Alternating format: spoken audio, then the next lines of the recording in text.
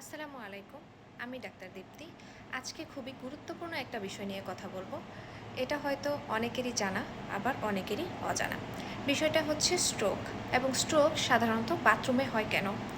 আমরা যখন গোসলে যাই, গোসল করি, তখন আমরা শুরুতেই মাথায় পানি দিয়ে দিই, যেটা একদমই অনুচিত। বিশেষ করে যাদের হাইপারটেনশন আছে, মানে ব্লাড প্রেশার বেশি এবং হাই কোলেস্টেরল এবং মাইগ্রেন আছে, তাদের তো অবশ্যই এই কাজটা করা উচিত না। কারণ মানুষের রক্ত সঞ্চালন একটা নির্দিষ্ট তাপমাত্রায় হয়ে থাকে, এবং বডির তাপমাত্রার সাথে বাহিরের তাপমাত্রার মানিয়ে নিতে কিছুটা সময় লাগে। সেজন্য আমরা যখন মাথায় পানি দিয়ে দিই, তখন সাথে সাথে রক্ত সঞ্চালনের গতি বেড়ে যায়।